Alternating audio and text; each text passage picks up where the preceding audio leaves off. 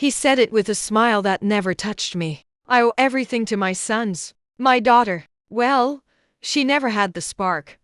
Laughter rose around him, glasses chiming, cameras flashing, guests soaking in his performance. I stood there, invisible again.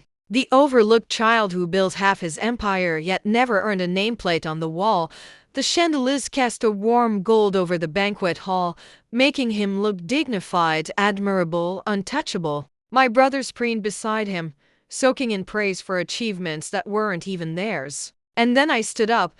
My heels echoed as I crossed the floor, slicing through applause. I held out a small box wrapped in black paper, tied with a red ribbon. "From your greatest disappointment," I said, and walked away. He screamed when he finally opened it. There was a time I adored him. When I was 8, I sat on the carpet in his office listening to him explain the stock market, his voice steady like truth. He'd give my brothers his shiny cufflinks to play with. Me? A calculator. "You're bright," he once said, "but business isn't for little girls." That was the first time I understood that affection, in his world, was something rationed. And some of us began with negative balance. I learned early to be quiet, to observe, to understand what people meant in the words they didn't say. I studied him, how he charmed investors with polished lies, how he manipulated rooms with a smile. He called it leadership. I called it performance. When I graduated top of my class, he skipped the ceremony, said a board meeting mattered more. But when my brothers launched a doomed startup, he wrote a check without blinking. An investment in promise, he said. The betrayal wasn't one moment. It was thousands of small cuts. When I joined his company, I truly believed I could prove myself. I worked harder, longer, smarter. He gave me the title Chief Operations Assistant, which sounded impressive until I realized I was little more than an overqualified secretary. One night, while finishing a client report in his office, I opened a folder intended for the board. My name was on a memo. Reassign her tasks. Detail-oriented but lacks leadership. Keep her occupied. Begin phasing her out.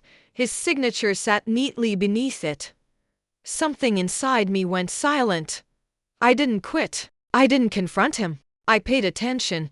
Beneath his polished image were secrets, offshore accounts, hidden transfers, manipulated earnings, shell corporations under my brothers' names. He assumed no one would dig deep enough to connect them. He was almost right, except I did. Months of work, line by line, document by document. I followed every trail until I knew exactly how to dismantle him. Not with anger, but with accuracy. It started small, anonymous, well-timed emails to auditors and board members. Subtle nudges, quiet alerts, just enough to create suspicion, never enough to trace. Then I handed key documents to regulators. Clean, unlinkable, perfect. He'd always said, knowledge is power. He never realized I learned that lesson better than he did. When the company announced his retirement gala, I knew it was the moment. His victory lap before the unraveling. The week before, I tied every loose thread into a noose made from his own choices.